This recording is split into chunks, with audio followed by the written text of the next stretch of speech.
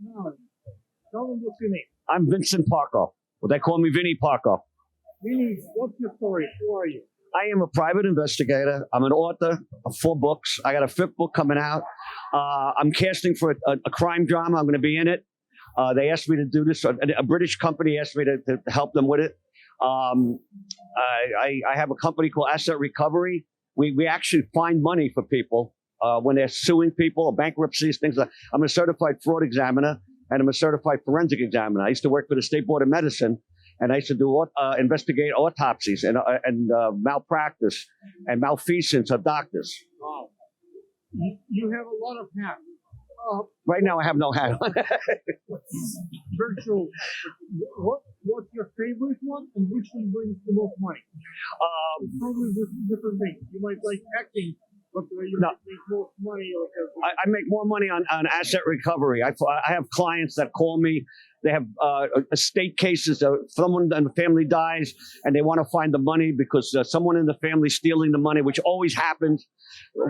Blood is not thicker than water. Blood is thinner than money. Okay, I just made that up. People, when they get money in, they forget about relatives. They keep the money. So that's what I do. I do that, and then I have a couple of books out, and one of them is Mafia Double Cross, which is my bestseller. And I hope to make a movie with that because it's an awesome movie. Okay. Awesome movie.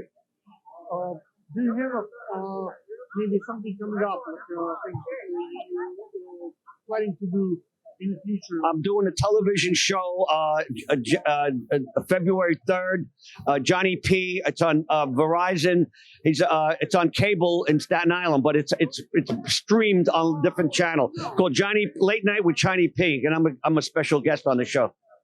Okay. Also, I'm going to be doing the Wise Guy show in New Jersey, promoting my book and promoting me.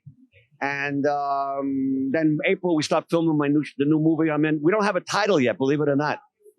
They in England they have to copyright titles, not like the United States. We get them 1, 2, 3.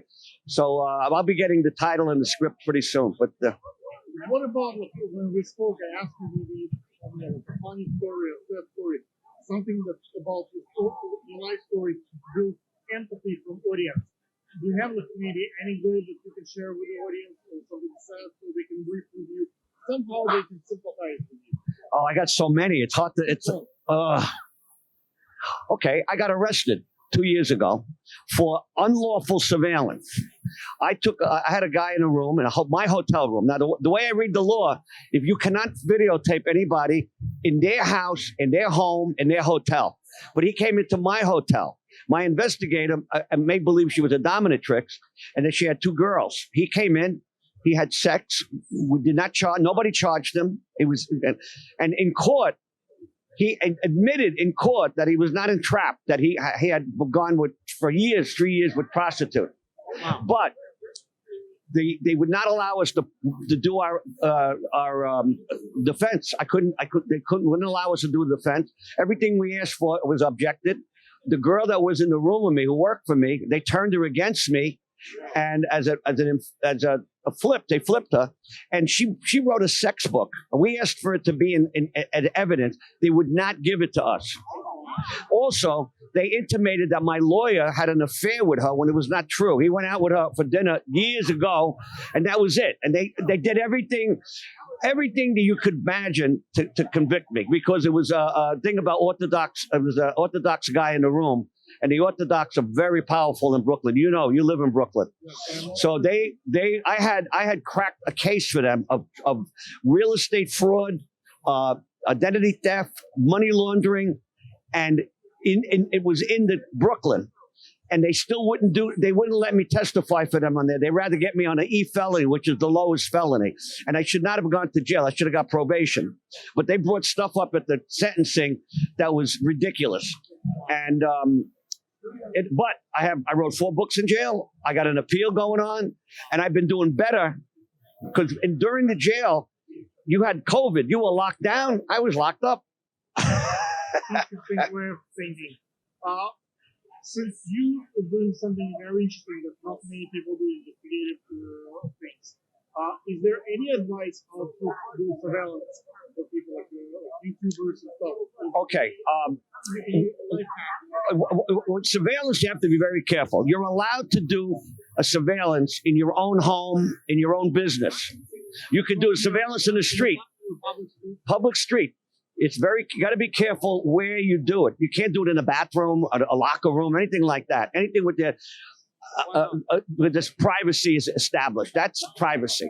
And you cannot do a surveillance in someone else's home without their permission. Now, in your own home, now we've done we've put maybe thousands of cameras all over New York City. Well, we've done work for landlords. They have drug dealers in their building. The cops don't want to do anything, so they hire us. We put cameras, hidden cameras, and we got them doing deals in there. Then we bring it to the police and we give them the evidence. And then they can do their job. It's amazing. We were never allowed to buy drugs. We can only observe. Now, what we do is, I have some very beautiful girls working for me. They get friendly with the drug dealer and they say, "Oh, I want some drugs." They say, "Oh, my boyfriend wants it." The boyfriend is the real NYPD cop. He comes over, "Hey, how you doing?" Like that, plays the part. And when they sell to him, boom, they get arrested. Wow. What's your social media? How folks can look you up? Is there like social media that you have? Yeah, I have. I got a Vincent Parco PI on Instagram. I have parcomedia.com as my website. I also have a website, assetrecovery.consulting. And that's enough. Just